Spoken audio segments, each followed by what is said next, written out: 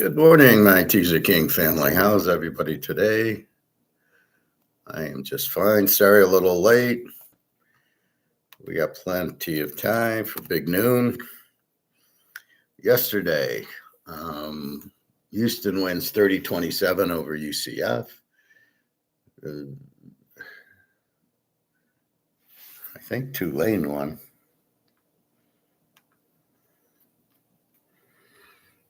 Yeah, Tulane won 38-32, and USC wins 38-17, as I like that game.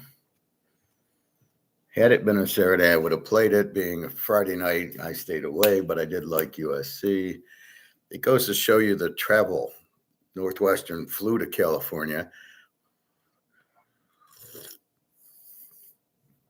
and they gave up 38 points. We're in a normal, if it was a, if they flew to Northwestern, Northwestern probably plays them better.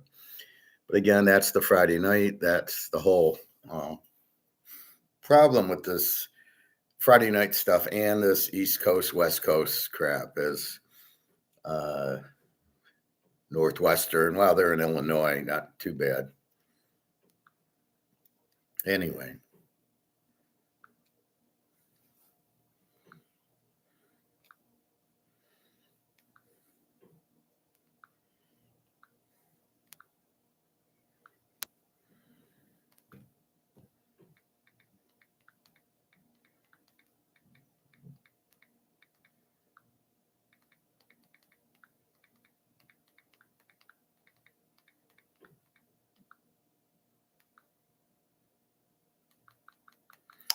So let's see what's going on today. So let's check any lines or things if a line changes, then we'll check for the injury. Again, your free pick is Coastal Carolina -7.5, but we'll see if that line changed. I doubt it.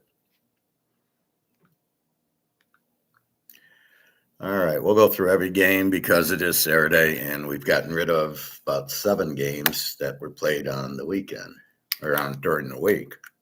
Who the hell wants to watch a MAC game Tuesday or Wednesday or Thursday? Unbelievable.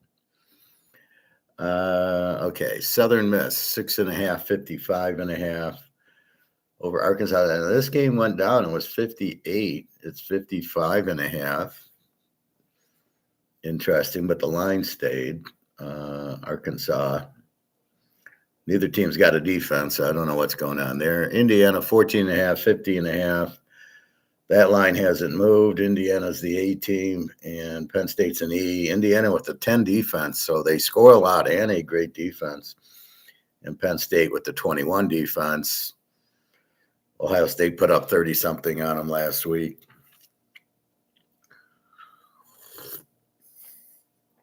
And I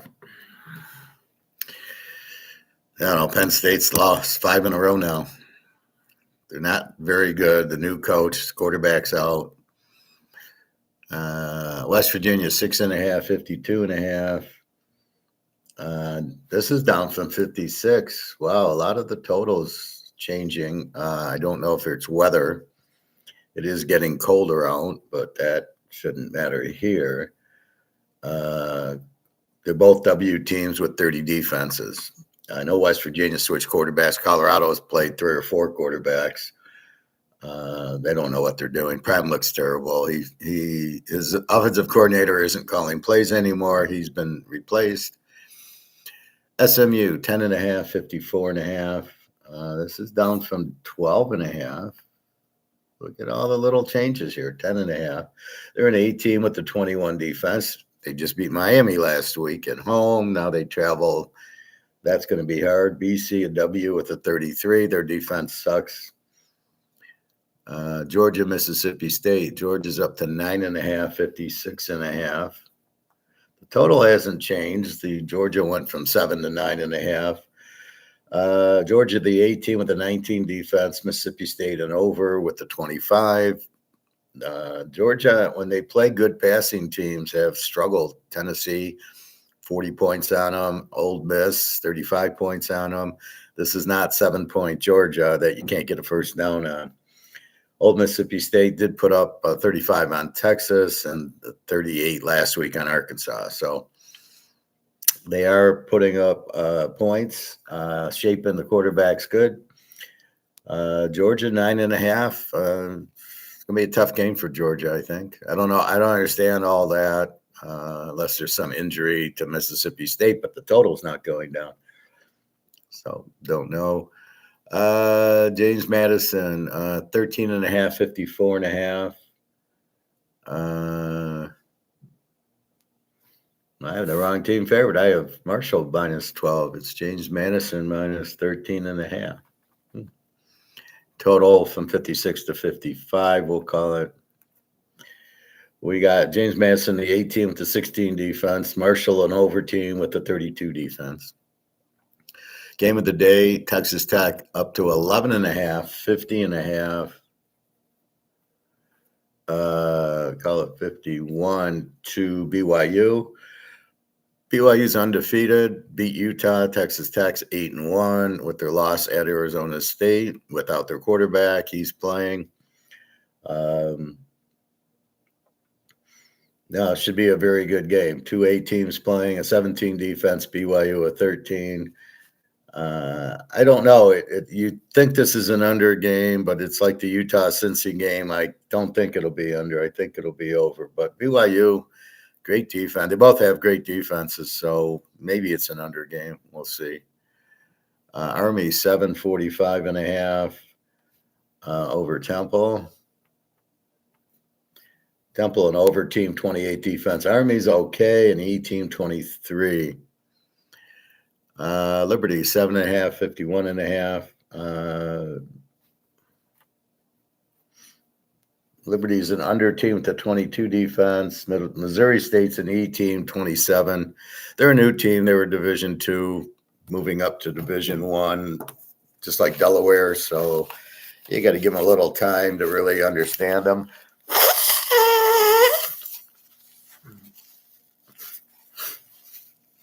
I know they went to USC and lost by 70 points, but that was early in the year, and it, I'm sure, helps them.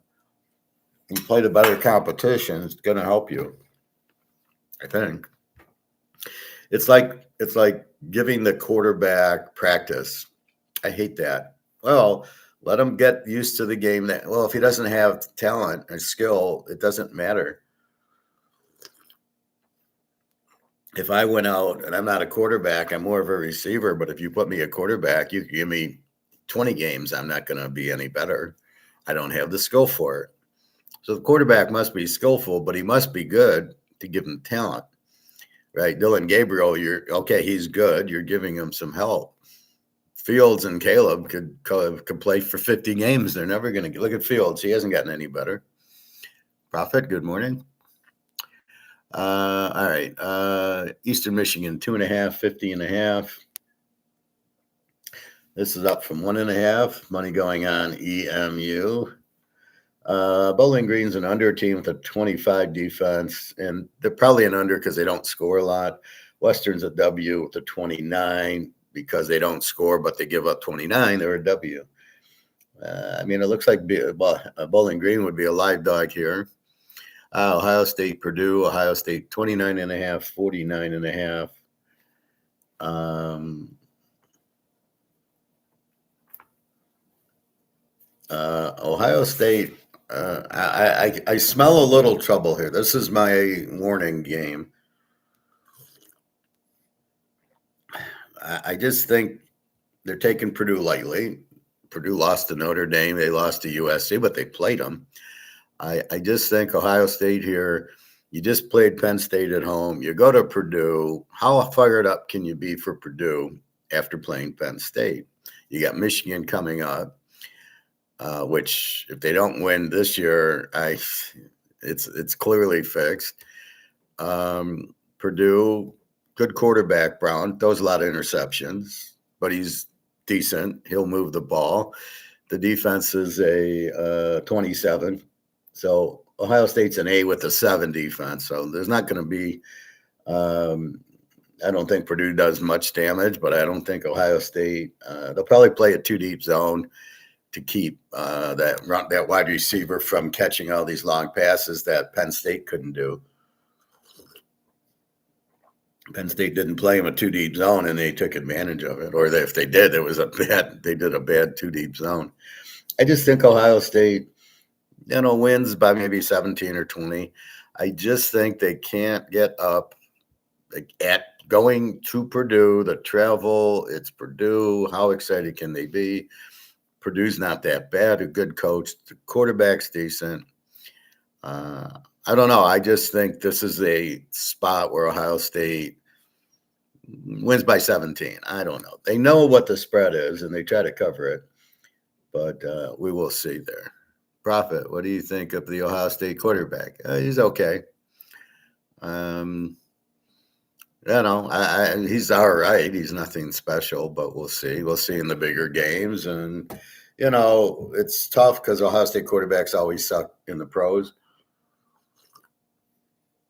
Field, C.J. Stroud, Herb Kirkstreet, they all suck.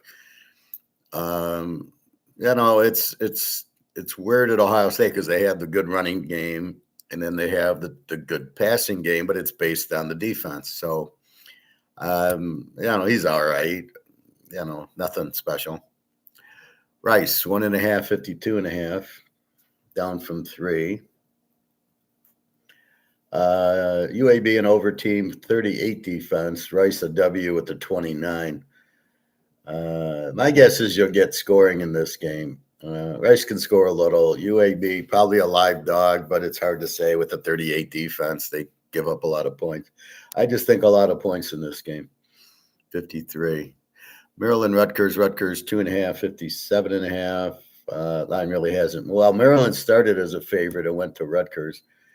Maryland an E team, 22. Rutgers an over team, 31. Although Rutgers hasn't been an over team in a few games. I bet them over against Illinois,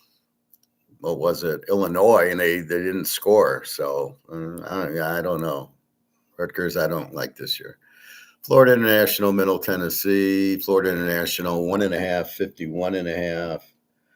51.5. So they're a road favorite because Middle Tennessee's a Z team with the 29 defense, but Florida International is an E with the 30. So they score a little more.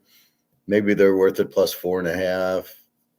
I don't know if you'll get totals with Middle Tennessee. They don't score a lot, but they should score on Florida International. This probably gets over 52 or in our world 46.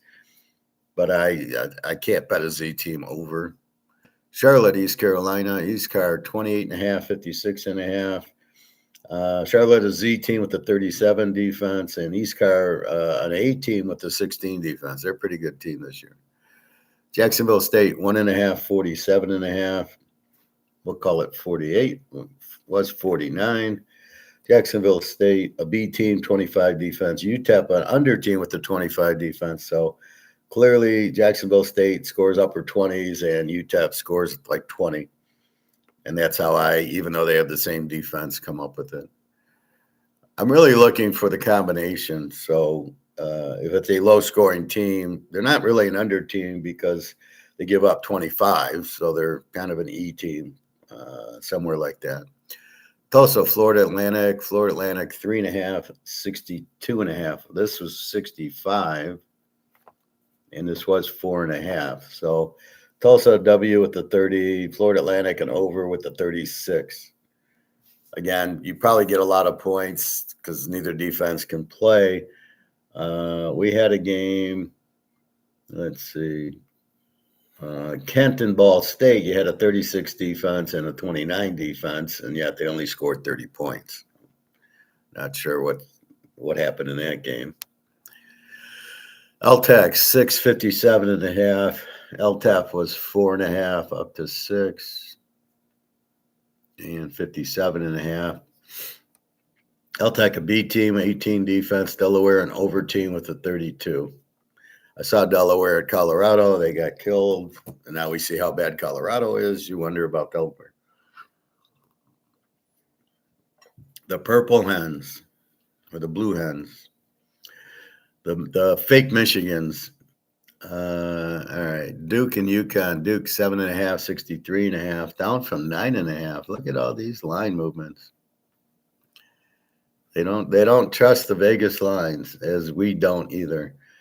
Duke's an over team, 28 defense. UConn a B with the 24. UConn's not bad. They score a lot. They got a pretty good quarterback. Duke, very good quarterback.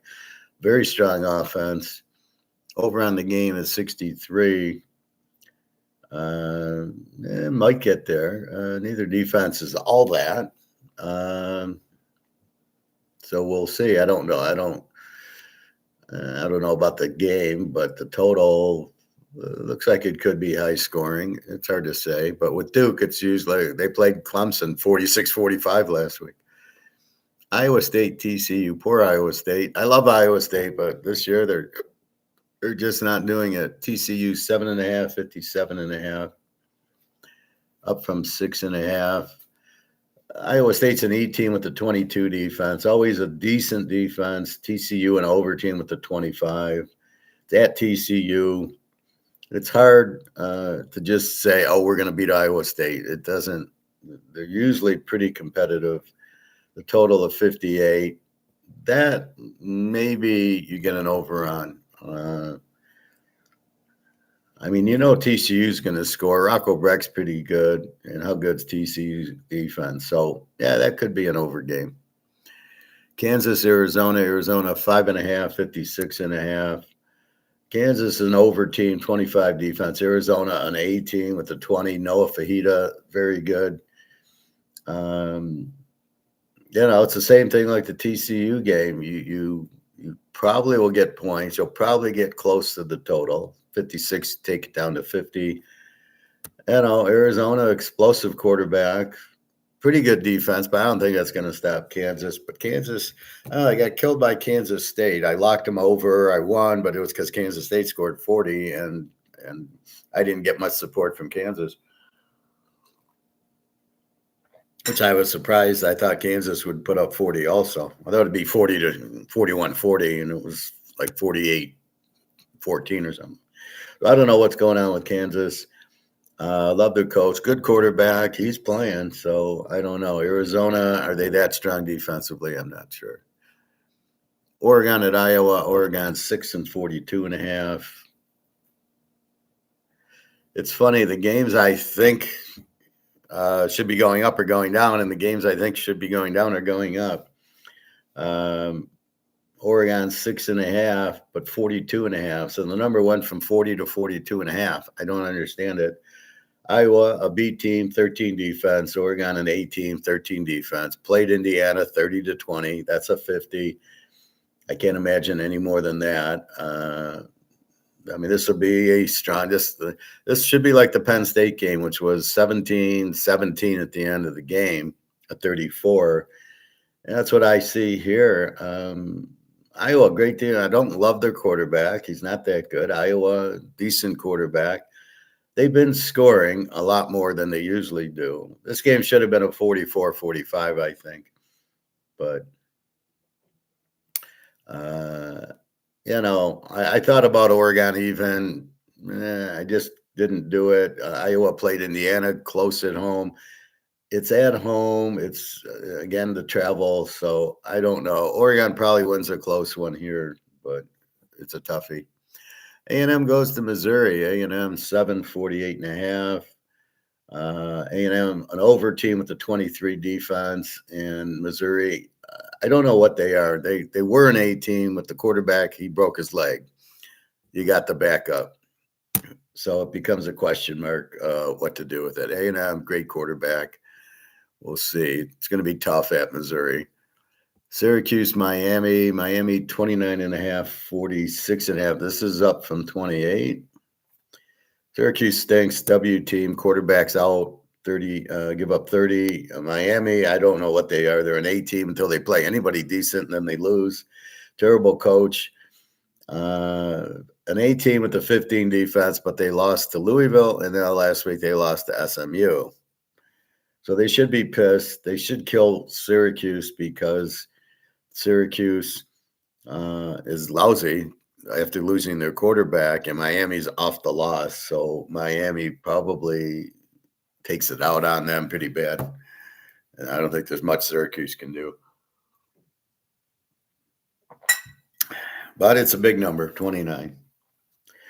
Georgia State, Coastal Carolina. Here's your free play. Georgia State's a Z team, 40 defense. Coastal Carolina is a W at the 28. Coastal Carolina, 7.5, 57.5. The number did move from 56. And your free play is take Coastal Carolina minus 1.5. Because the last 5 games, they're scoring in the 4 of the 5, they scored over 35 points. So they're no longer a W team. But when you look at the total, they're a W team because they lost to Virginia like 56-0, and they barely beat a high school team. So the first 3 games, they didn't look good, and then they turned it on. And so we're taking it past game 3, and they're scoring mid-30s, and they get Georgia State, who gives up 40, and this is 7.5. I'll be stunned if they don't win the game by 20, and all we got to do is lay 1.5. So that's your free play. Bon appetit. Auburn and Vandy. Vandy 645.5. Again, you got Daggio. Auburn fired their coach. Auburn's an under with the 17. Vandy's an A with the 20. Kennesaw State, New Mexico State. Kennesaw State. I don't have a line. I got to go to scores and odds. For some reason, they don't have Kennesaw State in their thing, so I never get a line on it, but I do get a total.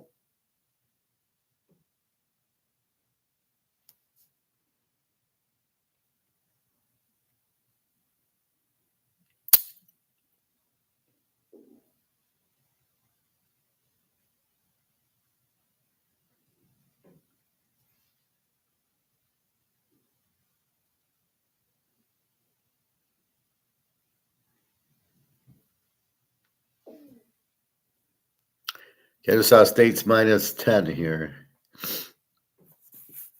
And 53.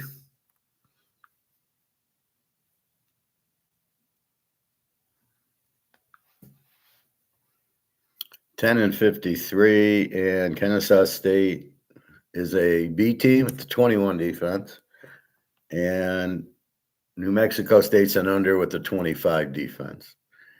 I don't know. They're a road favorite, Kennesaw State. I don't even know who their quarterback is.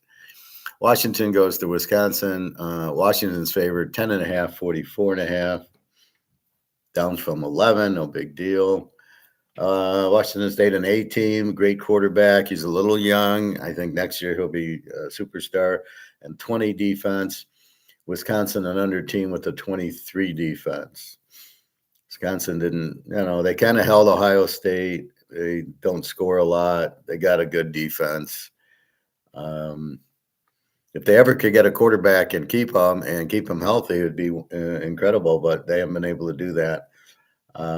Washington's got to travel to Wisconsin again, West Coast going east. We'll see, but it's a 4:30 game, so it should help them. North Carolina, 7.5, 42.5. This is down from 9 and up from 41 to 42, which is strange for North Carolina to be bet up. Stanford's a W team, but they beat Florida State at home. W team, 30 defense. North Carolina, an under team with the 22 defense.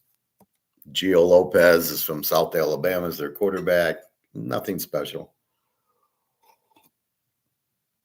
I don't know. North Carolina finally won a game, but this is a conference game. Amazing enough. Stanford. Texas State, Lou Lafayette. Texas State, 63.5. Texas State, an over team with a 33 defense. Lou Lafayette's an E team with a 30. So they don't score they score in the 20s. Texas State scores in the 30s. Could get over 64, but you don't have there won't be any defense played here. Look for Texas State to really light it up. Lou Lafayette's playing not too bad. Air Force, San Jose State, 5.5, 66.5. Air Force, an over team with a 35 defense. San Jose State, an over team with a 30. San Jose State's been scoring a lot lately, and Air Force is an over team. So they score a lot, and neither team really has a defense. So look for some fireworks there. Cal Louisville 18.5,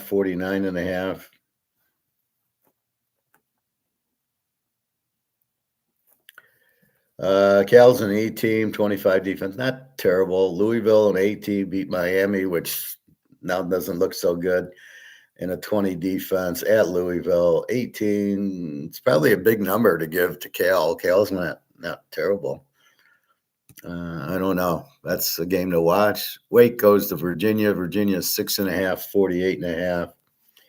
Wake is an under team with the 21 defense. Virginia an A team with the 22 defense. We love Virginia's quarterback from North Texas. He lights it up. They're a pretty good team. They are an A team. Virginia is at home, but we'll see. The strangest game on the day is Florida State at Clemson. Clemson 1.5, 56.5. What the fuck happened here? It's a train wreck. Florida State, Clemson, both top 10 teams to start. Both bottom 10 teams now. Florida State goes to Stanford, who sucks and gets killed. Clemson gets killed by everybody. Lost to Syracuse last week. They lost to Duke. No defense. I don't know what to tell you here. Florida State's actually an over team, I think, but the quarterback stinks with the 20 defense. I don't know how they're an over team because they score a lot. Clemson, an E team with the 24 defense. Total 56. I have no idea. I have no idea which team shows up. I have no idea which quarterback shows up.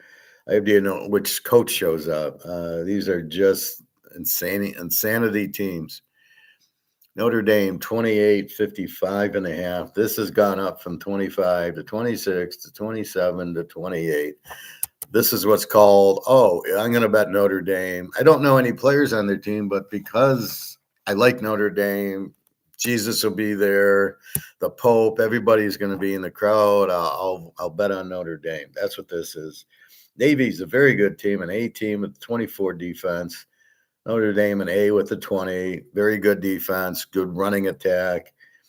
I don't know what happened to Notre Dame last week against Boston College. Were they looking ahead to Navy? I mean, come on. I don't smell what they're cooking. I think this line's way too high. 28, 55 total. Again, they're both A teams. They both can score, as we've seen. I don't know. It's just too high for me to take Notre Dame. Go Navy, beat Army, I think. LSU, Bama, 10.5, 49.5 at home. LSU fires their coach. They're an E team with an 18, except for when they play a good team. Vandy lit them up. I don't know if they played Ole Miss or Tennessee yet, but they'll light them up.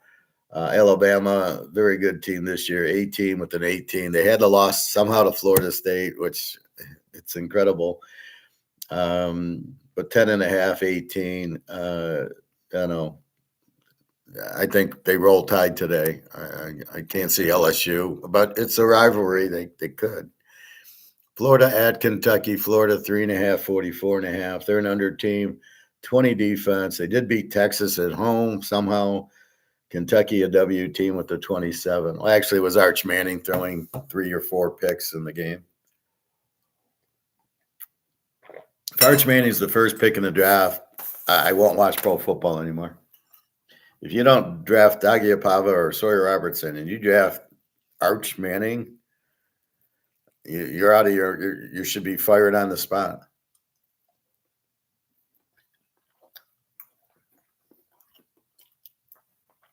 All right. So Florida 3.5, 44. Florida an under team to 20 defense. Kentucky's terrible this year, 27 defense. Nevada goes to Utah State. Utah State 9.5, 52.5. This was 10.5. Nevada W team, 27 defense. pretty bad. Utah State's a B team, 31. They do score a lot, or they have been, but their defense sucks. This is a hard one because you have such a bad defense. They might score, but they might give up, and then they might win by 3 because their defense sucks. But Nevada's a pretty bad team. Big Nebraska goes to UCLA. UCLA 1.5, 44.5. I don't get this line. Nebraska's quarterback breaks his ankle last week in the USC game. All right. So you got a freshman coming in. UCLA switches offensive coordinators. They're playing much better. They put up 42 on Penn State. They then kill Michigan State, and then they beat Maryland. And they run into Indiana, which I think Indiana would win the NFC Central. So I could see him beating the Lions with that team. So what do we got here? Why is UCLA 1.5? I mean, clearly should be a 7-point favorite. Nebraska, 20 defense, not a 10. UCLA did get blown out by Indiana, but joined the list. And, again, but a 31 defense, but maybe it's not, because with the new offensive coordinator, they're holding on to the ball more, which means your defense doesn't give up as many points. Would I take Nebraska in 7.5 with a freshman quarterback who's never played before, except for 10 minutes of the game last week where he did shit? No chance. Okay, they do have a defense, but so does Penn State. UCLA put up 42 on that. Now, granted, it was the first time for the offensive coordinator, so nobody knew their plays. Now they're getting better at it. They beat Maryland. They didn't put up 40. But, Nebraska, will play a defensive game. They'll run the ball and play defense. How are you going to pass the ball with the freshman who seems like a running quarterback? UCLA, I think UCLA wins the game here at 1.5. You get 4.5 in UCLA at home without the starting quarterback. It's just wow. All right, would you take Nebraska in 7.5? No, I mean, there's no way. Maybe you go under in the game. It's 44 is the total, 44.5. Maybe you play it under because Nebraska's going to run and play defense. But UCLA is pretty explosive now. The volleyball player still bothers me. Which team is he? Which team is he going to throw to? I love when Nebraska, who wears red and white, played black last week against USC. I love in college they always got to switch jerseys, switch jersey colors like Notre Dame does to get emotional for the game. I mean, the coach can't do it. No, I got to dress you in green uniforms so you can get motivated to beat USC. But if you play in your red uniforms, no, you're not going to win. And what kind of crap? The Lions did that. They wore black in a game. Like, really? Was this high school? So why does switching colors make the team more excited? Maybe if they do, they should switch the colors to the other colors. They could be excited every game. They should be excited to play. You don't need to wear a blue, red, or green jersey to get them excited. So I don't know. I think UCLA, they're a much better team with the offensive coordinator. They've won 3 of the last 4, and nobody doubts them for beating Indiana, for getting killed by Indiana. Everybody does. They're a pro team. So Nebraska also had to travel to UCLA. They're 6-3. They're probably out of it, but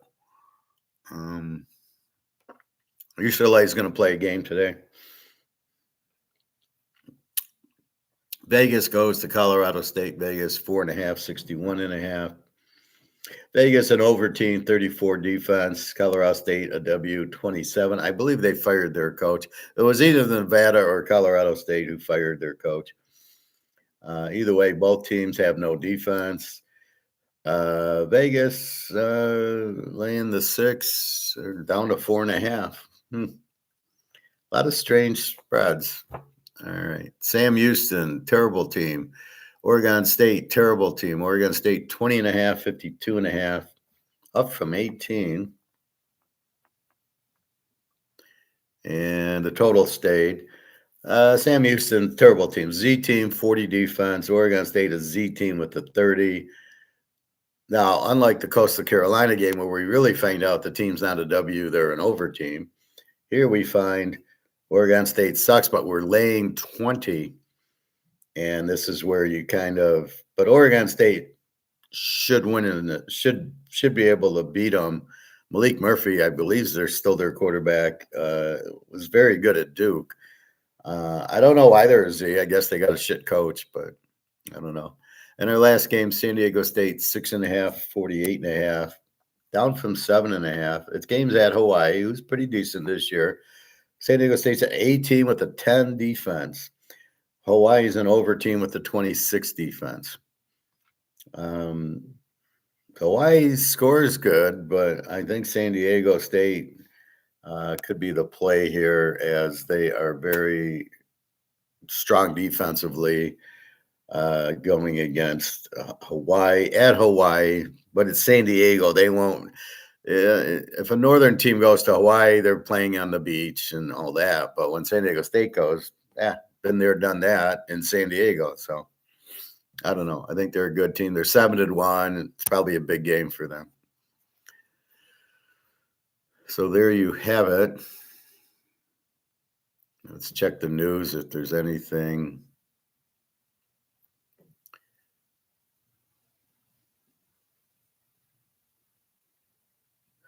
USC pulls off fake punt with backup quarterback wearing punter's jersey number. Really? You got to go to that to beat Northwestern.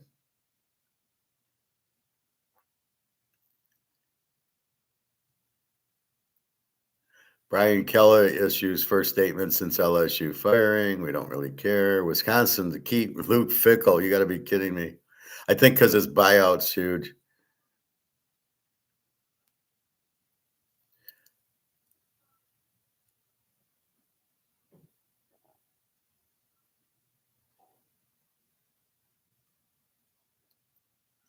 All right, nothing big. So your game of the day is Texas Tech and BYU. BYU, how do you break this game down? I guess all you can do is first we look at the defenses. They're very strong, 17 and 13. Normally leads you to an under, but their offenses are like upper 30s, and I think Texas Tech's a 40. Morton, a great quarterback. They got a great runner. They got a great defense. They're an A team, but so is BYU. And BYU beat Utah 24-21. And I don't see a blowout here. So this is normally A team plays A team, tease the dog. And if you tease the dog, you're normally successful about 80% of the time in these type of games. Now, the points, it's a double misread. You think it's an under because of the defenses. But if you look at the offenses and you look at what BYU did to Utah 24-21, and Texas Tech put up 34 on Utah. Utah's got a great defense. So it makes it what you think is an under, maybe an over. We did the same thing last week with Cincinnati at Utah. Looked like an under. Both teams' defense was in the 15s, 16s. But the more I analyzed it and the more I looked at the scores, I ended up taking the game over, and it went over. That's where my sixth sense comes in. You really go, but what do I think the score is going to be? And I think the same thing here, even though Texas Tech, BYU have strong defenses, the total is 51. So if I look at over 45, I go, well, it's 24-21. That's what they did with Utah, BYU. Texas Tech seems to get points at the end. Last week they were struggling and then started scoring, got a pick six, and all of a sudden it was like 43-20. They just seem to get turnovers with their defense, and they score 40 points a game. So I think what I'm discovering when A teams play, it's more tease the dog than it is look at the under. They just have too good a quarterbacks and too much scoring to really go under in this game. I think BYU now you get 17 and a half. I think that's a key number there, right? You got 17 and a half. I don't, first of all, let's wipe everything away. Give me a score in the game, and I get like 27-24. And it could be BYU winning. Probably Texas Tech wins, but BYU is a very good team that you don't know. See, you think, well, we've seen Texas Tech, good quarterback, but BYU is very capable of winning here. They're an 18. They're undefeated. You giving an undefeated team 11 and a half points? Who they playing? Kansas City? So that's kind of how I see it. I'm going to give you a 27-24 score. I'm going to give you a winner because I don't know. But I don't see it being 10-7. I doubt it'll get into the 30s, but it could. It could probably get into the 30s more than it could be 17-14. You could get that game, but I don't think so. So I was talking to Alyssa yesterday. I picked her up, and then we went to lunch. And I started talking to her, like, what do you do for football? Like, she doesn't really know. And I said, well, I try to handicap the games. I try to predict the games. She said, wow, that's really hard. I go, yeah, thank you. Some people don't understand how hard it really is and how good I am at it. That I can go 75% at predicting the future. But I said, I break the game down. I look at the quarterbacks, the defense. In this game, I think Morton's the better quarterback. But you can't, BYU's got a good quarterback also.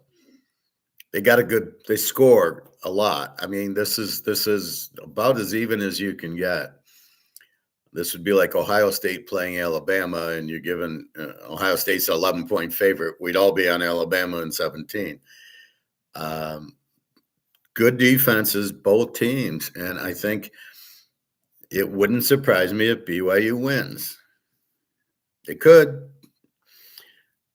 Wouldn't surprise me if Texas Tech wins. The surprise would be a big scoring game, a 50-10 Texas Tech game like they did to Utah, and that was because the quarterback got hurt. Dampier gets hurt in the game in the second quarter, knocked out. Okay, so then they started scoring late.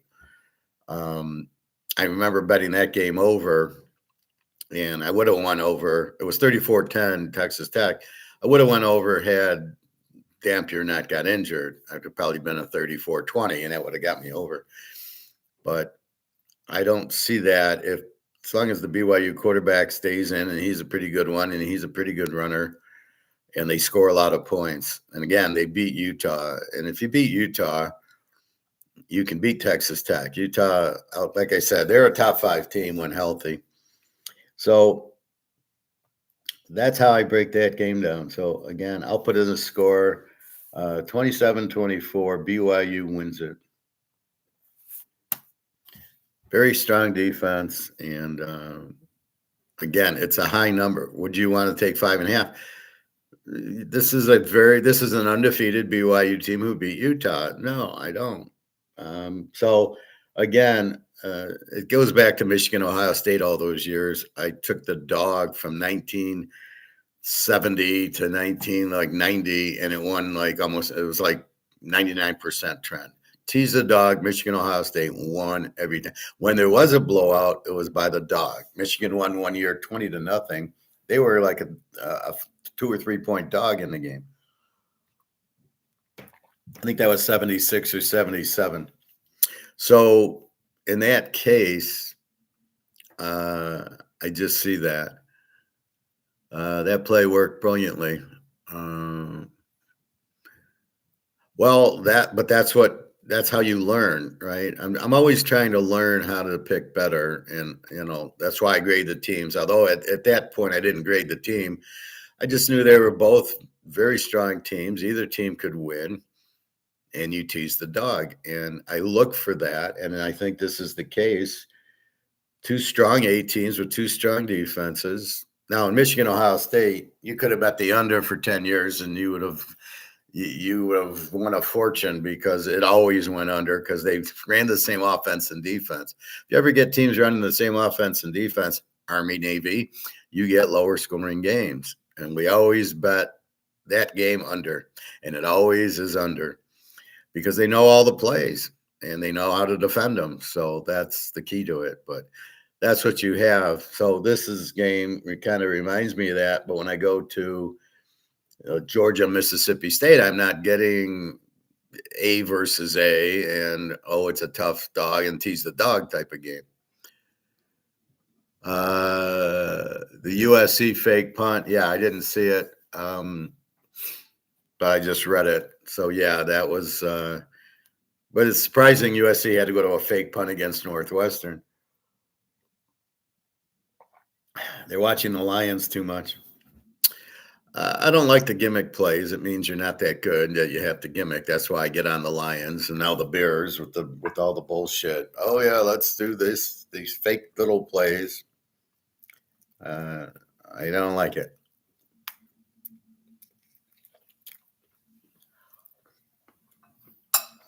So anyway, we will see. So your free picks, Coastal Carolina -1.5. They should win by at least 24 points. And then we got the free pick is Buffalo and Miami in the Pro, so you can put those two together. Buffalo at like 8.5, 9.5. Miami with a 27 defense. Buffalo needing the game. They're behind New England. They stuttered a little bit, losing to Atlanta. And now they're coming on playing better. I think that was a matchup. Atlanta drafted those two edges, one from Tennessee and one from Georgia, and they pressured. I want to say Jim Kelly, but I know that's not right. They pressured Josh Allen, and it was a bad matchup for him. But Miami doesn't have defense. They don't have Tyreek Hill. They don't have offense. They don't have a coach. Should be brutal. Now, I know the first game, I think, was a close game in Buffalo. They were laying 11 or 12. But I don't think that will happen here. That was like a Thursday night game or a Sunday night. It was a prime. I think it was Thursday night, so Miami played, but Miami's not going to play here. It did spark USC in the second half. Yeah, I understand that, as wearing the purple jerseys would. So yeah, it did. It helped them. But why did they need it? Why did they need a fake punt to spark? Couldn't they just spark on their own? Couldn't they just make the plays? I was a little afraid of Northwestern's defense in this game. But USC got the W. That's all we care about.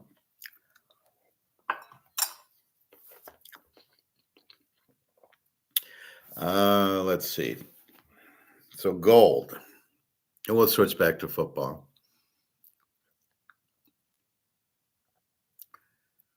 So look at this. Look at this bullshit.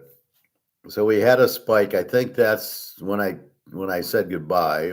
It spiked to 4,020. And then 2 minutes later, it's back to 39.98. What the fuck's going on there?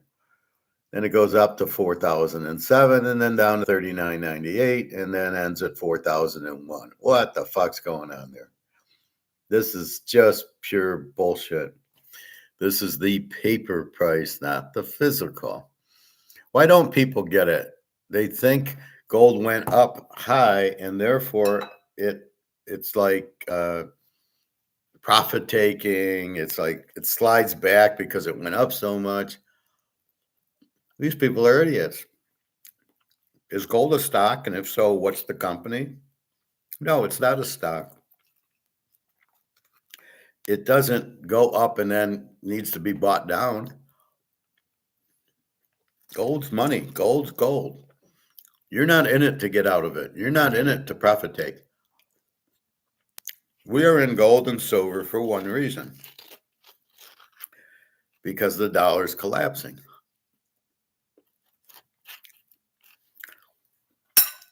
And if this is collapsing, you get into gold and silver because that's where you go. But once I get out of this, this is garbage. This is monopoly money. Once I get out of it, I'm not looking to make money and then go back into it. Who's the idiot thinking that? Oh, Peter Schiff or Andy Scheckman, one of those idiots. You don't sell your gold. You're not profit taking. It's not. It went up so high that now it's got a. There's people. I can't think of the word. I'm struggling with the word, but it goes up a lot and then they kind of push it back down because if a stock goes from 50 to 100, then there's going to be profit taking and it's going to go down. But this is not stock. Why do they think it's stock? At what point is it stock? At what company is it? The gold company? So gold is not a stock. You do not profit take it. It doesn't go up too fast, too high, and then you sell it down. This is not what this is. This is apples to oranges. This apple it goes up and should keep going up. It should never go down. There is no reason for this to go down because you're getting out of the dollar. And that's the bottom line, Stone Cold. You're out. Oh, I got too many of these. Oh, I have one of these. I need to sell these. I need to get out of them. That's the point of this exercise. That's why gold went up. People like the banks, the bullion banks, the central banks, the Chinese banks, the population in China, India, everybody buying jewelry. As Pat says in Singapore, there's a 6-hour wait to get into the gold store to buy. There's huge demand. There's no more gold or silver in Australia. It's all gone. At what point are you're selling it because it went up too high? And who's to say it went up too high? Why is 4,300 too high? Well, it went up too high too fast. No, it did. It's not high enough. The price of it is here and COMEX is here. You got all this to get to. We don't even know what this demand is. It's much higher than it's much higher than that, right? It's not 4,300 is not the top. If anybody says that's the top of gold, I would turn them off, give them a thumb down, and tell them to go fuck off. The real price of gold is probably about 25,000, roughly, conservatively, if you get the fucking COMEX out of the way. They can't possibly settle it. I don't know what they're thinking. I guess there'll be a revaluation, whatever that means. So what, the government can just take the market and say, hey, this is what the price. We love to find the physical market for this. And I guarantee you it's 10 times higher than 4,300 or 4,000 or whatever. This is pure bullshit. This is being kept down so the banks can buy it at this cheap price. So I'm a bank and I want to buy gold. And so I'm going to go and it's at, it hits 4,300. It's going too fast. So I'm going to try to push it down so I can buy it at a cheaper price. And it's also people that have like incredibly stupid shorted it at, let's say, 3,800. So to make money, they got to buy it at 3,700. So they're trying to get it back down to 3,700 to get out of their options. No, you're gone. Forget about it. You lost.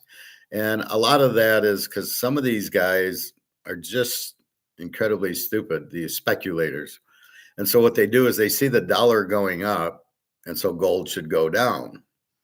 So they short it based on the dollar going up. But what do you mean the dollar's going up? The dollar's not getting better in value.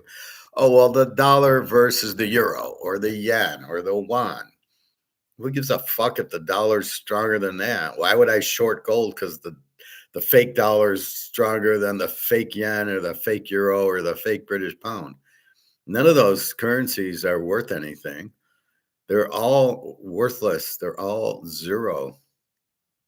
So I don't get that the dollar moving against the yen has gone up. So therefore, I'm selling gold. There is no correlation. We buy gold because the dollar's worthless. That's part of it. We also buy gold as we buy a Mantle card or a Rolex. It's a limited thing that's very, very undervalued.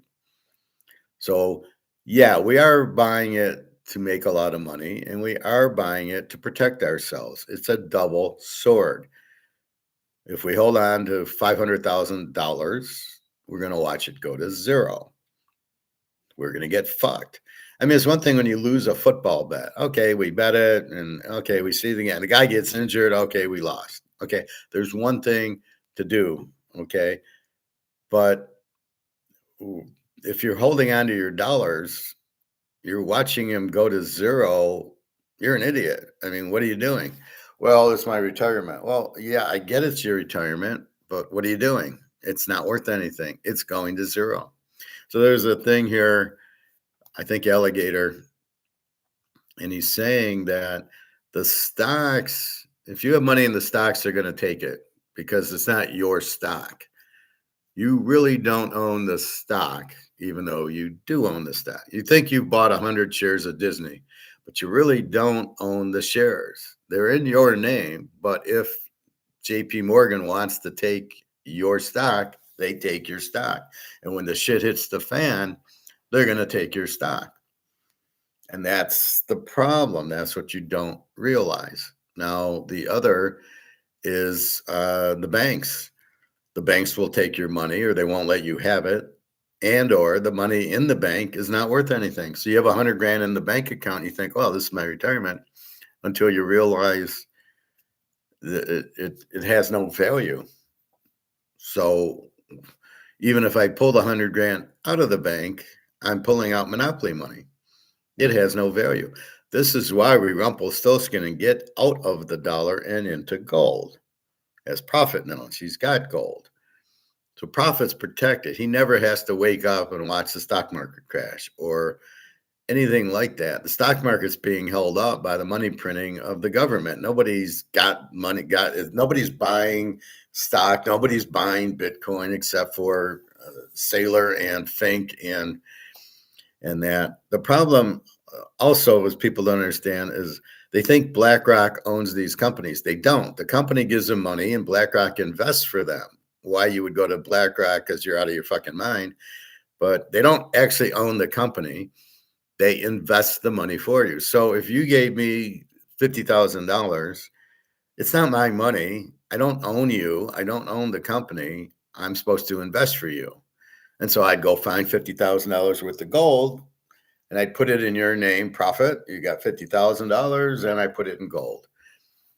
And but I don't own the money. I don't own the company. I mean, it's such bullshit when they say that. They are ruining Vegas, BlackRock, or these other. I can't think of the name. The Vanguard, whoever owns the Vegas, is ruining it. Now, are they doing it on purpose, or are they just a bunch of idiots? I think they're a bunch of idiots, but then I think, well, maybe China is manipulating it, telling them to do it, and then China takes over. But China's had such a great record with real estate. I don't know if they are smart enough to do that. Maybe the Russians will take over Vegas and buy the hotels very cheap. It smells like that. If you can think fifth dimensionally, like the way I do, you understand they're making the value of Caesar's Palace and Bellagio go to zero. They can walk in and buy it cheap because these are all bankrupt hotels. So the person that buys Caesars and Vanguard and the Wynn and Venetian is the one behind Vegas with this incredibly stupid idea of let's raise the rates. I was watching a video last night where they were saying The reason they were raising the prices in Vegas was to keep the riffraff out. What? The mafia ran it. What do you mean keeping the riffraff out? Uh, so we're going to go broke and lay off everybody because we don't want a bad element. And, and I don't even know what riffraff means. Criminals? Well, they got security for that. Is it poor people? No, poor people aren't running to Vegas. I don't know really what they're talking about. So that's the thing. But whoever buys is the real player here who pushed this to bankruptcy. But that's what they're doing. They're basically bankrupting Vegas so they can buy Caesar's Palace for $20. Don't ever forget that. That's my best godfather. That's exactly what's happening. They're bankrupting on purpose. Nobody can possibly be this stupid. If I'm a CEO of a company, I can't not be a CEO and be this stupid. Well, let's raise prices. I'm warning the guy at the rib place. Don't make it $45. You won't have a customer. So I'm warning him not to do it. And that's the point of it. It's like if you raise the prices over market, and we talk about this all the time, there's nobody there to buy your product. So why would you make the prices higher? Well, I went to my hamburger, my steak grocery store. It's more expensive, but the meat seems to be reasonably priced, and it's better quality, right? So I'm getting better value for my money by going there. And when I go to Meijer's or Walmart, it's the same price for the meat, but I don't trust the meat is good. So I'm looking around, and I got sloppy Joe mix because I wanted to make sloppy. Alyssa's made sloppy Joe there. They go, yeah, it sounds good. I'm eating chicken and chicken and chicken, so I want a break from chicken. And I look at the packs of McCormick sloppy Joe mix, and they're like $3 a pack now. And I start looking at some of the prices on some of the stuff there, and it's like, what they raised prices on everything. That to me is a sign that Bush's is going bankrupt because they're raising their prices. People aren't going to pay. I did only to get the burger was good. It was $6 on sale. I got 3 pounds of it. So that was reasonable.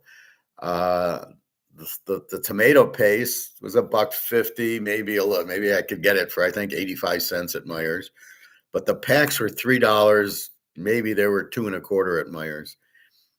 So I paid a little bit more there. I didn't get fruits or veggies there. They're expensive. And I got my half and half that I put in my coffee and my eggs. And that was like $4.29, and it's usually like $3.75. So I am noticing they're raising their price. Bagels, I got a bagel, was 1 1/4, is now $1.50. So I'm noticing, okay, I'll buy it, but I won't be back to buy that shit. I'll just come back to buy the meat or the chicken. So it's sloppy Joe for dinner tonight. Nobody buying those $50 burgers in Las Vegas anymore. Well, there's nobody there to buy them. If there's nobody comes into your store, so me and you own an ice cream store, if we don't get any customers, it doesn't matter what our price is, right? Nobody, if there's nobody there, nobody's going to buy. And that's what they've done. They've chased everybody out. So there's nobody there to eat. There's nobody there to shop. There's nobody there to drink. There's nobody there to gamble. You can go AI on everything, but there's nobody there to play. Well, they have online casinos. Nobody wants to. We want to go to Vegas and watch a football game and play poker at the Venetian, at Caesars, at the Bellagio. We don't want to do it on our phone. I don't want to sit home and play blackjack, video blackjack at Caesars. That's no. We want to be in the casino. We want to feel the electricity, the colors, the money. That's what Vegas is. Like I say, I watched the movie The Gambler with James Caan, and he goes to Vegas because he's a gambler. And I always say how stupid a gambler he is. 1973, and there's that Stardust sign, and it just goes, and it whites, and then it goes blue, and then it's all those little Stardust, and then it goes blank, and then it does it again. And that's the coolest thing, and that's why Vegas is Vegas. It's the colors. the pure oxygen they pump in, the colors inside the casino. That's why Vegas is Vegas. And you don't get that in your living room. And I don't bullshit the online. Now, if you're older and you remember this and you were there in the 80s, like I didn't really start going till the 80s, although I did go in 1968 on a family trip. But if you're there in the 1980s and the 1990s and all the colors and that's Vegas. That's why you went, right? And then, oh, free drink. It's a free drink because I'm gambling because they want to get me drunk and I lose money. They understood that the gambling is where they make their money. I'll give you a steak for $2. The room's $30 because I want you to stay here because you're going to lose your money gambling because you're going to feel good and there's pretty women and there's drinking and you're going to feel great and you just want to stay and you're going to keep and then you'll go through a losing streak and that's where we get you. So the $3 steak and lobster dinner we give you cost you $1,000 because you lost it at the crap table or the blackjack table. And that's how they thought. But they wanted people in. And then you go shopping. Maybe you buy a hamburger or a hot dog. You get drinks. Oh, you're going to bet on sports or the horse racing. It was a cumulative thing. And now what they've done is they've broken it all out and said, oh, we got to charge more for the room. We got to charge more for that. We even have to raise the gambling stakes. And they've totally misread the situation where, no, I want a lot of people shopping and eating and gambling, even if it's slot machines, because that's where we get a 99% rake. But I don't get the rake if I don't have anybody there. What's the point? Are you keeping riffraff out? Is that really what you're saying? Is that why you raise your prices on everything? If that's your answer, that's the stupidest answer I've ever seen. That's like profit taking gold and getting back into the Titanic. Well, yeah, I made $100 on gold. Went from 2,000 to 4,000, so I'm going to sell it all, and then I get to go back into the dollar. Hello, McFly, is anybody home? That's just ridiculous. These are people that are idiots that we're listening to. Let me show you this this Vegas thing. Oh, didn't I like it? I must not have liked it.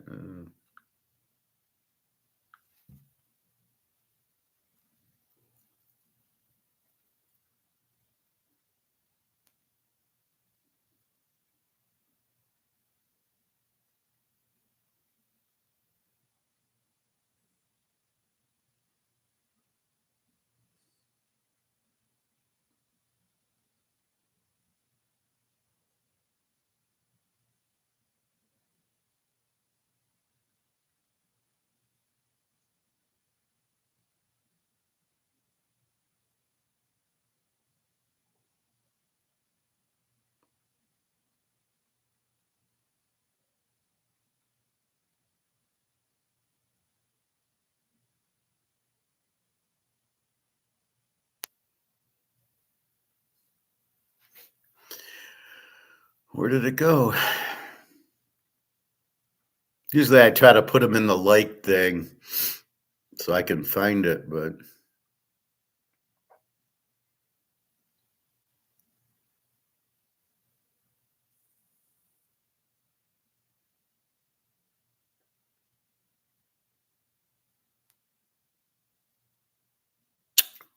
where did it go? I know I watched it.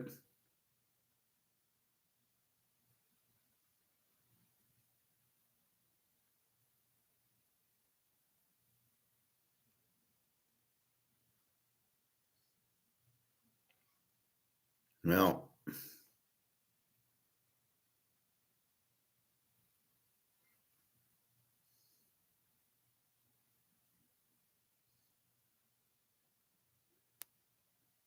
This is wild. I thought I watched it yesterday.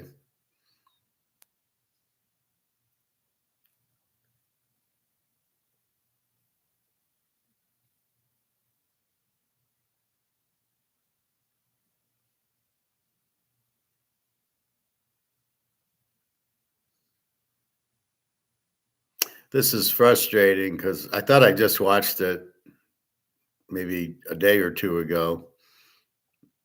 And now I'm going back to Sunday. So this history shows me liked and not liked. Oh, here it is. This was yesterday.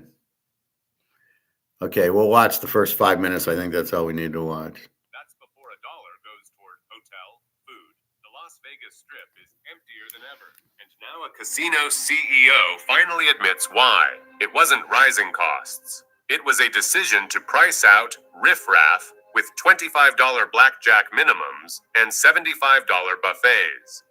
Dealers stand idle, workers lose shifts, and the promise of Vegas for all is dead. Why gamble here when the welcome mat's been yanked away? And what happens to a city that kicks out its core? The real reason behind Vegas's collapse is about to be exposed. Blackjack tables that once welcomed casual players with $5 and $10 minimums now sit empty. Their felt marked with $25 placards even on slow weekday afternoons. On Friday and Saturday nights, the numbers climb higher, $50, sometimes $100 just to take a seat. The new reality is clear. A basic hand of cards now costs more than dinner for two. Casino hosts, the ones who used to greet regulars by name, noticed the change. We used to have retirees play $10 blackjack for hours. Now those tables don't exist, says one, his voice edged with resignation. The numbers tell the rest. At $25 per hand, anyone hoping to play with a reasonable shot at fun needs a $500 bankroll just to last 20 hands. That's before a dollar goes toward hotel, food, drinks, or parking. For many, a simple weekend of cards now requires $2,000 or more. The Strip's operators insist this isn't about costs rising. Internal memos and earnings calls skip over inflation and point instead to a new strategy. Attract higher spending guests, optimize every square foot for premium play, and let the rest fall away. The CEO's words echo through the empty pits. No apology, just certainty. We wanted a better class of customer, but what we got was an empty pit and angry dealers. Does anybody believe that that's the actual reason? We don't want riffraff. Believe me, riffraff can't afford $10 blackjack, right? $5 blackjack. I don't smell what they're cooking with that. Sorry, I don't believe that's the reason to get rid of riffraff. What is the definition of riffraff? Are we riffraff? I guess if we're riffraff. That makes no sense to me. That's the stupidest analysis I've ever heard of somebody who clearly doesn't understand Austrian economics, saying we're going to raise our price to get certain people out, but the wealthy will stay. The whales will stay. The people that aren't riffraff, whatever that means, will stay. The fuck does that mean? Are you kidding me? That's bullshit. That has nothing to do with anything. I mean, that's a recipe for disaster.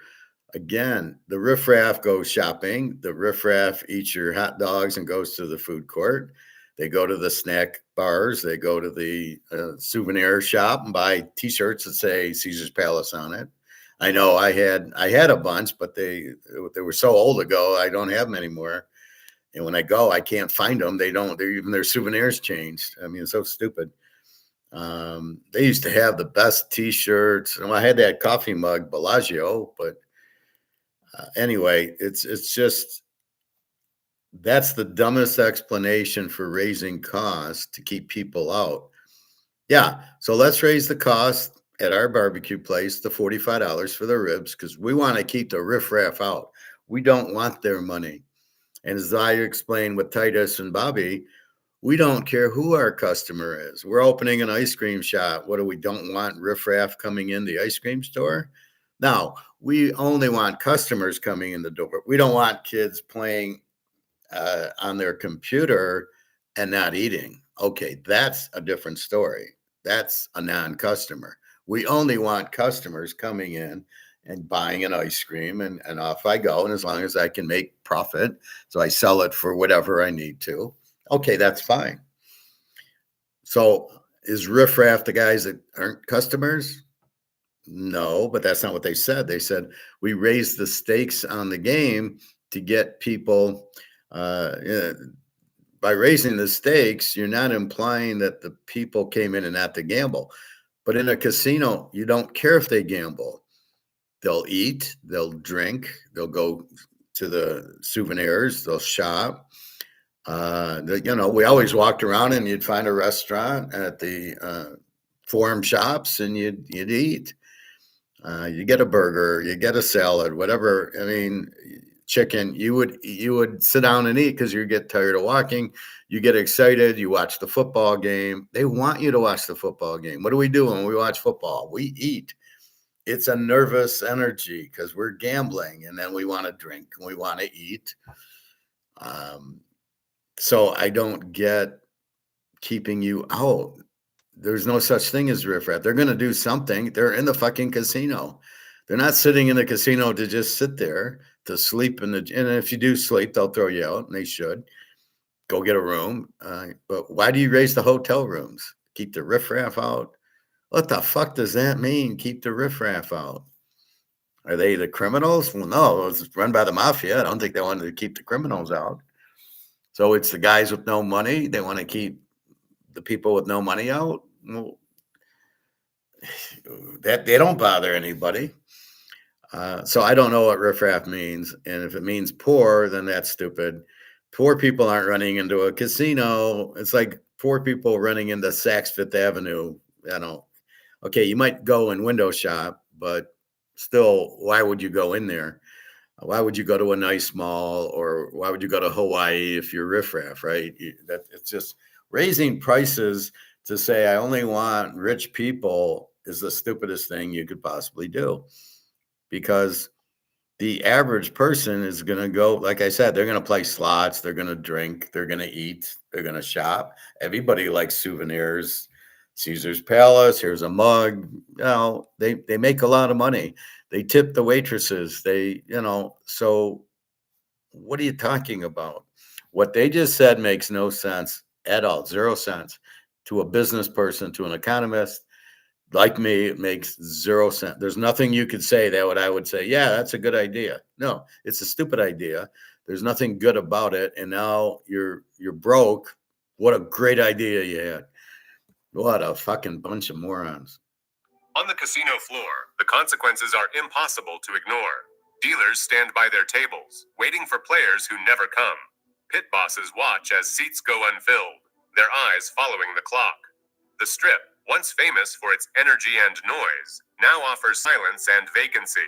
Off-Strip, local casinos still buzz with $5 and $10 tables, packed with players who once made Vegas their tradition. On the Strip, the message is unmistakable. If you can't pay, you can't play. The Strip's great equalizer, the buffet, has all but vanished. Once, families and strangers lined up together under neon lights, plates stacked high with crab legs and prime rib, for less than $15 a head. Now, the few buffets that remain have become luxury experiences, with Wynn charging $75 per person, and Bellagio close behind at $65. For many, the last affordable option disappeared when Luxor's buffet closed for good in March 2025. Treasure Island's doors never reopened after the pandemic, and Sahara's legendary spread is just a memory. A former buffet manager who spent 20 years watching crowds stream through the doors remembers the final days. Staff were told little, just that the closure was permanent.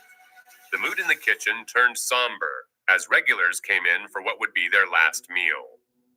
They didn't just close a restaurant, she says quietly. They closed the last place where Vegas felt like it belonged to everyone. In place of the endless line, celebrity chef restaurants now dominate the floor. The promise of all you can eat for a fair price has been replaced by $45 entrees and $18 cocktails. Where retirees and honeymooners once shared tables, now dining is split by price point. Food courts for those on a budget, white linen rooms for those who can spend. For a family of 4, a basic meal can run $200 or more, erasing the old magic of a city that fed the masses together. The loss is more than financial.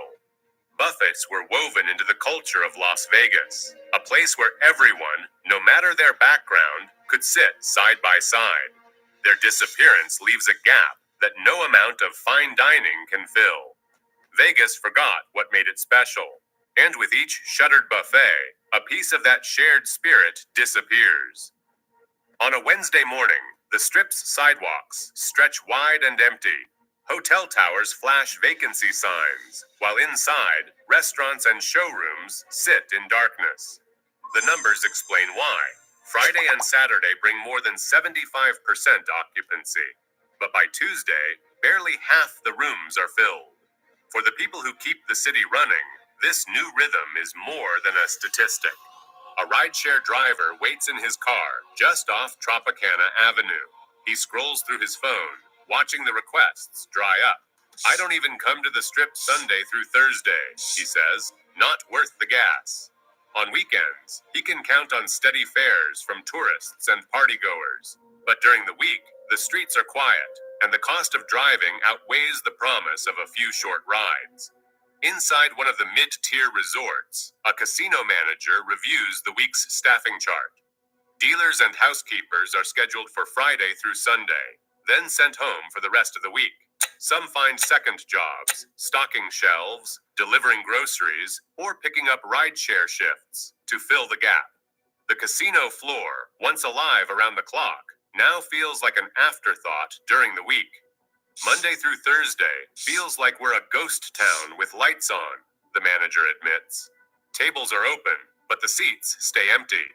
Restaurants that used to run 2 dinner seatings now barely fill one. Shows that once played 7 nights now run 4, if at all. The Strip's fixed costs, utilities, security, maintenance, grind on 7 days a week, even as revenue pours in only 2. Middle-class visitors, who once came midweek for deals, have disappeared. Workers who built their lives around the city's non-stop energy now scramble to piece together enough hours. Vegas was built on the promise of 24/7 excitement, but for those who depend on it, the 2-day city means a week spent waiting for the lights to come back on. Convention badges hang from lanyards in the lobby, rows of business travelers passing through revolving doors with rolling suitcases and company polos. The Strip's hotels are booked solid during trade shows, with room occupancy up 10% over the last year. But on the casino floor, it's a different story. Dealers shuffle cards for empty seats, and cocktail servers count the minutes between orders. The numbers tell the story. While convention attendance has climbed, leisure travel has dropped 11%. MGM's executives speak openly about the new priority. Why? Business quality visitors now fill the rooms that once went to vacationers and regulars. Expense accounts cover steakhouse dinners and conference bar tabs, but these guests rarely visit the tables. A typical convention attendee checks in Monday, attends sessions, dines with colleagues, and leaves before the weekend crowds arrive. They don't gamble late, don't hit the shows, and don't come back for fun. The old Vegas tourist, dinner at the buffet, cards until dawn, return trips every few months, has been replaced by a guest who's here for work and gone by 10 p.m. A casino executive shrugs. "We're trading our most loyal customers for our most transactional ones. When conventions leave, what's left? The lights are on and the rooms are full, but the energy that once defined the Strip is missing. The city's bet on business travelers fills beds, but leaves the heart of Vegas, its gaming floors, strangely quiet." A loyalty card. Why would the business travelers go to Vegas? What's the point? All right, you maybe would go to a show and gamble, but if they're not doing that, why pay all this extra? The parking fees, the food, the liquor are very expensive. So you could go to another place and have your convention. You don't need to go to Vegas. And why is Vegas? It's a casino. It's gambling. So why do they want non-gambling people? That's like me getting people that don't talk gold. Well, I don't want to talk to them, or they don't play football. Well, they're not my audience. I look for people who are into the gold or into the football. urge of the gambling. That's my audience. That's my market. Not, so what Vegas is doing is getting people that aren't their market. Oh yeah, they're non-gamblers. They just come to the hotel. I don't want people coming to my hotel. This is not Chicago or New York. This is Vegas. This is for gambling, and I'm getting non-gamblers is the dumbest idea. Well, we'll get business travelers. Why? How are you getting business travelers? I doubt that anybody, and they're cutting out the whole business. Like most businesses now aren't traveling. They're doing Teams meetings instead of traveling. They don't need to travel to Vegas to have their meetings. So I don't buy any of this shit. It's bullshit. Sits heavy in the wallet of a longtime player, its gold trim dulled by years of use. For decades, these cards were a promise. Play enough, stay loyal, and Vegas would remember you. Room offers in the mail, free play credits, the occasional steak dinner. That promise has been quietly rewritten. Caesars Rewards now demands 3 times the spending just to reach the same status as before. MGM Rewards, once generous with comped rooms, has slashed availability by 40%. A player who wagered $50,000 last year, someone who once received $500 in monthly free play, now gets $200 or less, if anything at all. The math is unforgiving. Comp rates have dropped from 0.5% back to barely 0.2. Years of loyalty, tracked hand by hand, now buy little more than a weekday room with a resort fee tacked on. Hosts, who once called their best players by name, now juggle 300 clients each. Their emails automated and their hands tied. They spent 30 years training us to chase points and tiers, one disillusioned player mutters, then took it all away overnight. The betrayal is personal. The system that once rewarded devotion now demands more and gives less, leaving regulars to wonder what their loyalty was ever worth. In the quiet corners of the casino, resentment grows. The city that once made everyone feel like a VIP has turned its back, leaving its most faithful guests to count the cost of broken trust. A family minivan rolls past the Welcome to Las Vegas sign, but the parking lots are half empty, and the Strip's promise of affordable adventure is out of reach. The numbers reveal the truth behind the silence. Since 2019, Las Vegas has lost nearly a quarter of its middle-income visitors, households earning between $50,000 and $100,000 a year. These were the teachers, nurses, and electricians who piled into cars from Southern California or Arizona, making the trip 2 or 3 times a year. Their budgets were tight, but their loyalty was deep. A typical weekend once meant a $100 hotel room, $50 in parking, and a family meal at the buffet. $1,000 for memories that lasted months. Now, the same trip adds up to $2,500 or more. $200 a night. All right, so we get it. It's the prices that are doing that.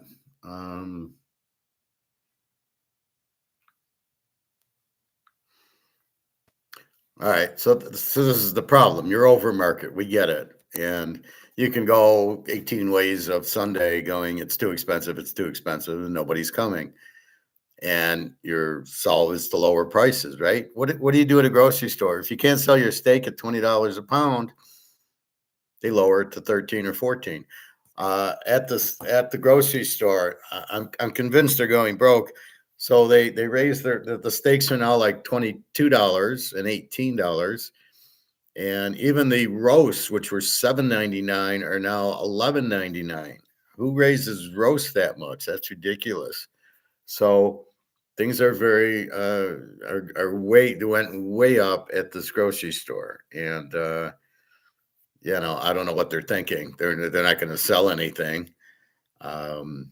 I always go, you're over market. I went that to, where was I? I think I was at, I don't remember. It was the grocery store, and I basically said, you're over market. And nobody understands what I mean. And I love that I say that, but they don't get that you're charging too much. And you better be careful or you won't have customers and you don't end up like Las Vegas. I think it was at the grocery store, and I said, don't Las Vegas us. Like the meat was expensive, and I go to the butcher, don't Las Vegas us now. You got to be careful. You get too high, you won't have anybody, you won't have customers. This is the concept that they just don't seem to understand, just like they don't understand the dollar's worthless and you want to buy gold and silver. If you make your prices too expensive, you won't get any customers. You're better off getting some money in than none. You're better off, well, I should charge more. Why? People aren't going to pay. You've got to understand what customers are in the market. People will pay X, but if you make it 2X, you're not going to have any customers. You're going out of business. Nobody's going to pay. Nobody has to pay. Like I said, things are very expensive at the meat grocery store yesterday. I can go to Meijer's and they're not as expensive. And you can substitute. Okay, I won't buy steak. I'll buy hamburger. I'll make sloppy Joe instead of a New York strip. Fine. All right, let's go into some of these gold ones.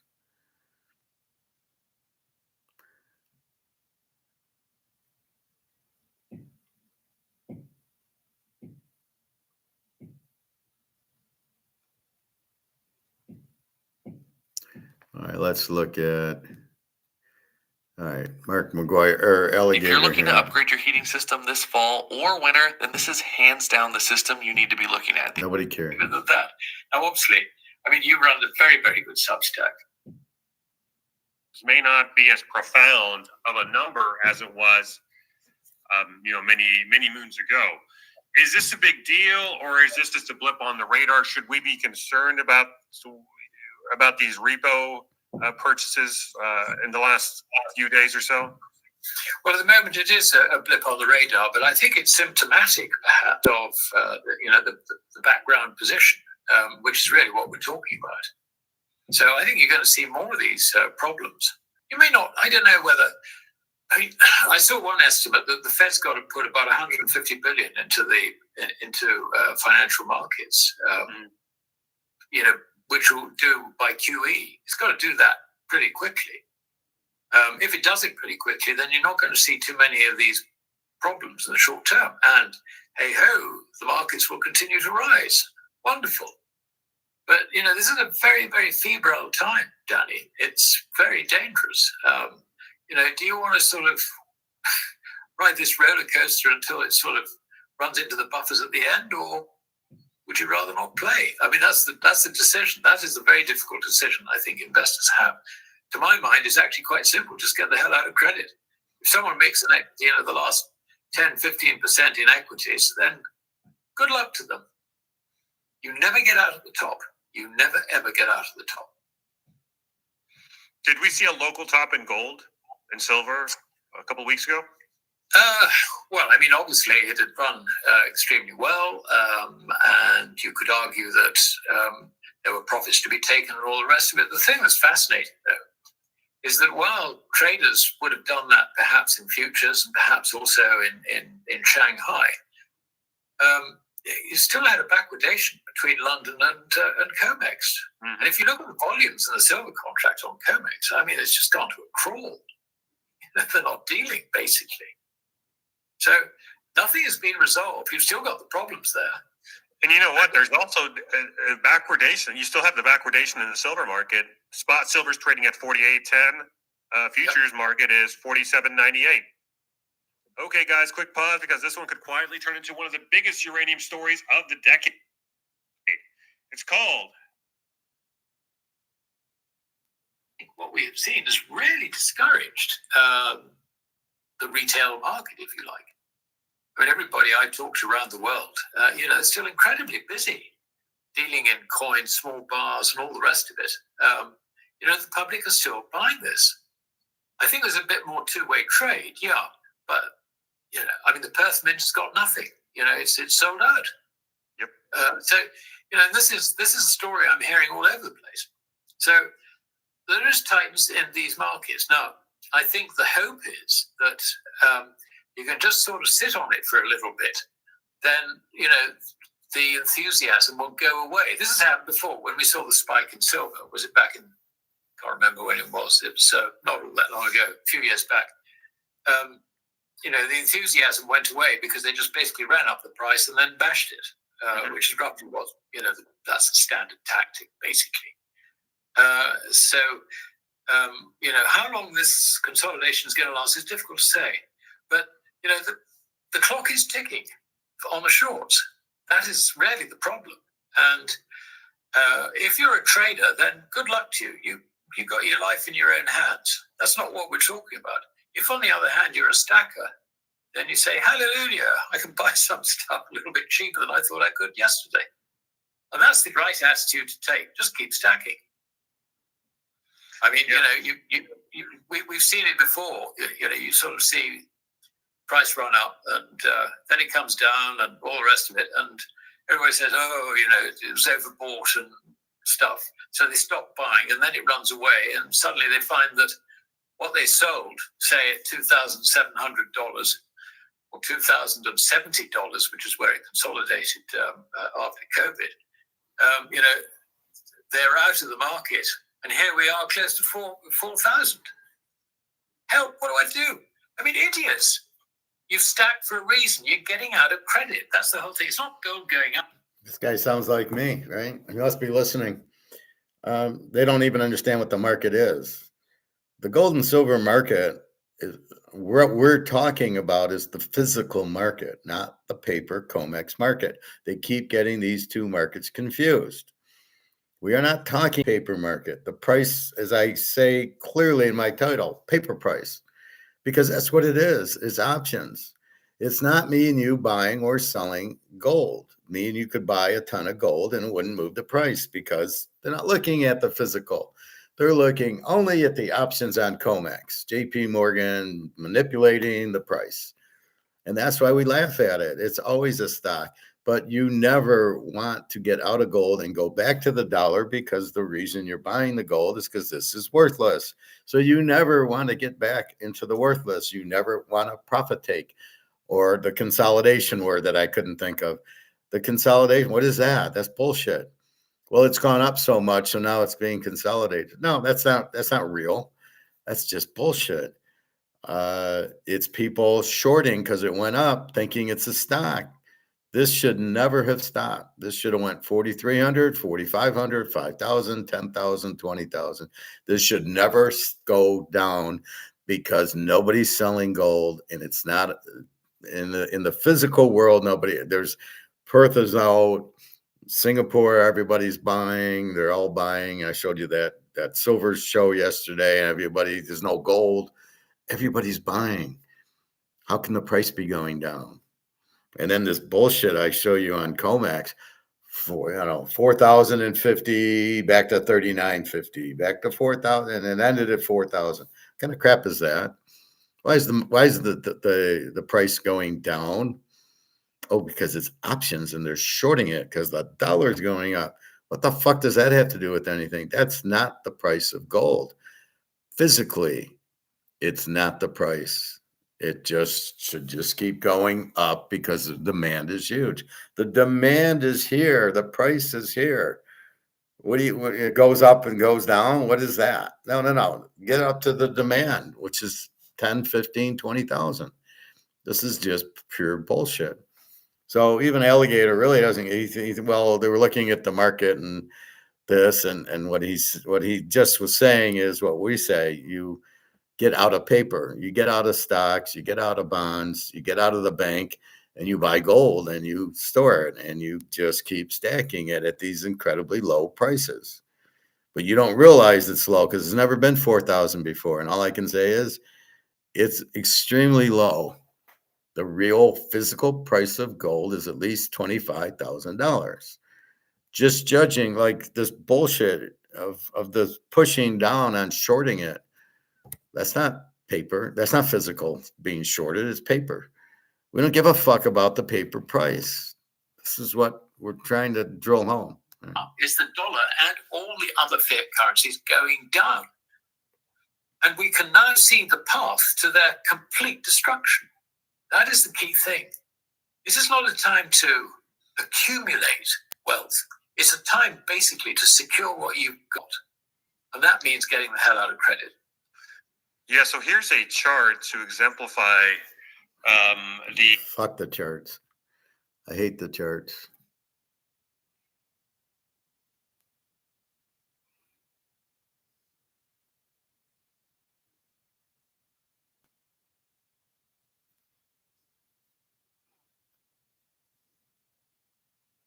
They must have missed something. Alastair MacLeod, a respected economist and head of Delegating. research at Gold Money, explains that this shift marks not just a monetary adjustment, but the collapse of the entire fiat experiment. As Western currencies lose credibility, commodities, from gold and silver to base metal. Okay, it's not an experiment. This is money. All right. Everybody calls it credit. It's money. This is money. But if you overproduce the money, it becomes worthless. And this is not an experiment. This is the way the economy works. You have a medium of exchange, you get paid, and you go buy things with it. This is not an experiment, but you can't fuck around and overprint this. That's why it needs to be backed by gold. This is not an experiment. Jesus. And food will reprice sharply higher. The lesson is clear. Own what you can hold. Now, we present the clips from Alastair MacLeod's interview. Before we continue to discuss this, please subscribe to our channel and activate the bell icon for timely updates. Thank you and enjoy the video. Earlier this year, we found, much to our amazement, that bullion was being taken out of the Bank of England's vaults and shipped over to COMEX to benefit from the arbitrage, as it were. The arbitrage was the other way. London was below COMEX. COMEX, huge rate premium. Why? Because of uncertainty of whether gold will be tariffed or whatever. So, but the thing about it is that certainly commercial entities do not store very much gold in the Bank of England. It is mostly, and when I say mostly, not quite entirely, but because we don't really have the true figures, it is other central banks. What will have gone out is leased gold. Now put yourself in the shoes of a central bank using the facilities of the Bank of England, which until now you felt quite confident because you know you lease your gold. Basically, it pays for the storage costs and also you get a bit of a margin on top, which means that you've got this sterile asset which is actually earning you something, which is great. You have the comfort that the Bank of England is going to continue to store that gold over the life of the lease. All that's happening is that there is a book entry transfer system. The bullion's got to remain in a vault, for goodness sake. So it may as well remain in the Bank of England's vault. So as a foreign central bank, you're sitting there quite comfortably. You know, at the end of the lease period, you haven't lost control over the gold. Now, this is very different from the early days when gold was actually taken out of storage and then sold into the market as part of the carry trade, whereby hedge funds and others would go and buy T-bills. I mean, T-bills in those days were yielding as high as 10%, and over the decades fell to something like 5%. And with gold you could lease at 1%. I mean, it was a trade in heaven. It really was. But now, the Bank of England doesn't behave like that. The Bank of England controls it. But the key thing is that if you lease gold, it is actually your property over the duration of the lease, so you can do what you want with it. So the Bank of England couldn't stop it going out. But looking at it from the point of view of the foreign central bank, you've lost control over it. Are you going to get it back? Mm-hmm. You don't know. What you are likely to do, however, is to take the view that you're going to exit this leasing game. There's no point, because if you can't secure your asset, why lease it? So on that basis, I think what the London market is finding, and you won't find anyone writing about this, right? What the London market, I think, is finding is that there is a tightness of supply. I'm sure the bullion banks are completely aware of this, because if what I'm saying is true, and I believe it is true because it's a reasonable assumption, then the bullion banking, the LBMA community will know that they have got to manage things, if you like, with less liquidity, physical liquidity in the future. So this idea of hypothecating, rehypothecating, that story is coming to an end. And it's interesting that at the LBMA's annual bun fight, which was last week, they did a poll of attendees. They always do this to see what they reckon the gold price is going to be at the end of the next year or by the time of the next annual meeting. And the average came out at just under $5,000. So these guys know that it's going up, and they're going to keep. I mean, they are doing a pretty good job of keeping on an even keel. I think that the bullion banks in London do have a bit of stock. Now, I don't know that they've covered all their liabilities because they also have unallocated accounts, and those unallocated accounts are just generally covered and not necessarily totally covered by. Okay, enough of that.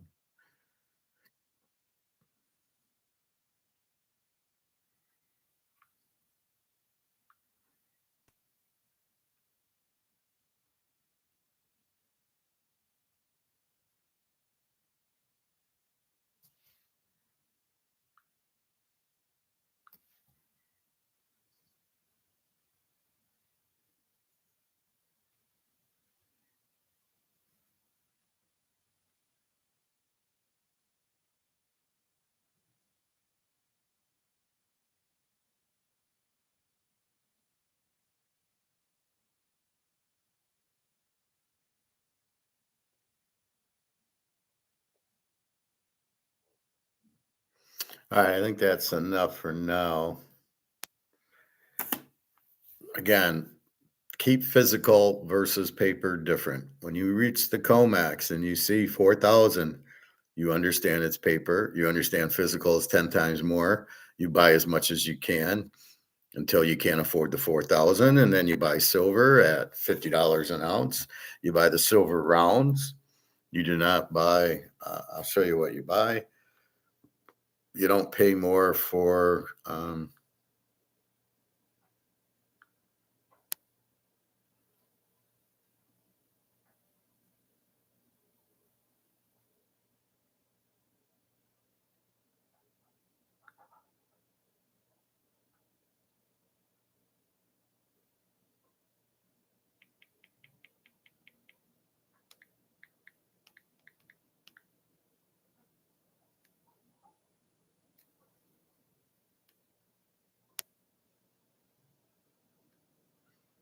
so you want to buy like this. That's what you want to buy. These are rounds versus the dollar that says $1 on it, which are liberties. And you buy them, and like here, it'll be the Buffalo 1 troy ounce, 999 fine silver. And you bring your magnet in if you don't familiar with the store. And that's it. And you buy these, and they're much cheaper than buying the Eagles, or they're a little bit cheaper. There's really not a lot of premium on it. This is money. Like sometimes they think that like alligator gets confused. She says, "Well, this isn't money." No, it is money. What the fuck's he talking about? It says $1 on it on the Eagle. It's money. So I'll show you that. Let's see.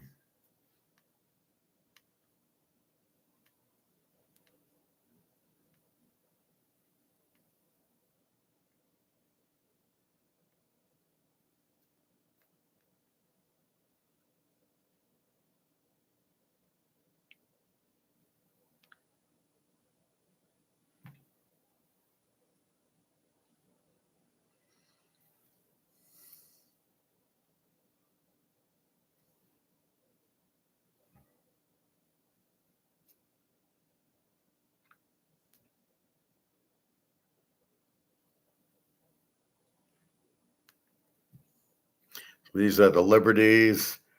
In God we trust. And then here it says 1 ounce fine silver, but it says $1 on it. These are the Eagles. These will cost you more because they're actually money. As you can see, it says $1 where the other one doesn't. So 1 ounce of fine silver. These don't say 999 on it for some reason. I don't know, but it doesn't matter. We know these are silver. So this is the Eagle. That'll be a few dollars more, and I would recommend buying the Buffalo or that. I don't need it to say $1, but this is where they are money. This is saying it's worth $1. I don't know why it says $1 on it, because they're worth $50 now or more. This is selling for $59, right? So it's a few dollars more of spot at the coin store. So if spot's 48 now, it would be 52, 53. But that's the difference. It says $1 on it, but we're buying silver. We're not buying $1. We're buying, because it's not worth $1, it's worth 50. So we're buying a 1 ounce of silver is what we're buying, 999. And that's it. So that's what we're really looking for. So we want to buy ounces of silver and gold. That's the key. And this is worth a hell of a lot more than the $48. Again, it's because this isn't worth anything. And that's the critical part. And you got to be careful with your stocks and in the bank. Your house will go to zero. Anything priced in dollars goes to zero. You have to understand the concept. It gets revalued in whatever the new currency is, which should be something gold back. If they come out with another dollar that's not gold back, that's worthless right off the bat. So don't get fooled like, oh, good, these or these stable coins or whatever. They're not worth anything either. The only way I would get into it is if I was forced to collect my unemployment or collect my Social Security or whatever from the government if they force you into it, if they ever reopen the government. Fortunately, I got my Social Security Friday, so those of you collecting Social Security, you'll still collect it. If you're not on Social Security and you want to get on it, you won't be able to right now. That'll happen later. So be careful with that. Otherwise, that's where we're at. So gold and silver are extremely undervalued. It's just not a stock. There's no consolidation. Nobody in their right mind's profit taking. And a lot of this is done by idiots who are on COMEX, who, as the dollar rises, and we're not sure why that would happen, you sell your gold. So they're shorting gold because the dollar's rising. It's just an algorithm. It's not real, and it's just bullshit. The dollar cannot be getting stronger. You printed it to zero. It has no value. How the fuck can it be stronger? And if it's stronger, then what? Oh, the euro. Well, the euro is being printed to zero also. So how can the dollar be stronger than the euro? It doesn't make any sense when they're both worthless. So ignore all that noise and all this consolidation and profit taking. That's all bullshit. That's not real. This is not a stock. You might get that in Microsoft or Apple or Amazon. Then you can maybe consolidate and profit take, but not in gold, because that means if you get out of gold, you're back in dollars. And the whole reason you're buying gold is to get out of the dollars. So why would you get back into the dollar? It makes zero sense. All right, time for football Saturday. Good luck. You're free play Coastal Carolina there in the afternoon. And have a good day. Enjoy. Free play tomorrow is, let's see, it's Buffalo over Miami. Enjoy. Bon appetit there. They should kill them. They're 27 defense. The key concept that I use is the defense. If it's a very weak defense, and that's what I'm doing with Coastal Carolina, Georgia State's got a 40 defense. They should be able to move and score, and the odds of them winning, if they're able to score, are greatly increased. So that's what you're looking at. So anyway, good luck. I will see you tomorrow, 11 to 1. I didn't get on till like 10:30, so I went till 12:30. But you got the gist. www.teaserking.com. I got 3 locks going. If you want the locks, feel free. You can just buy the locks, or you can buy the week, or whatever. All right. www.teaserking.com. All right. Have a good day, everybody. Take care. This should be a big, big weekend. All right. Take care.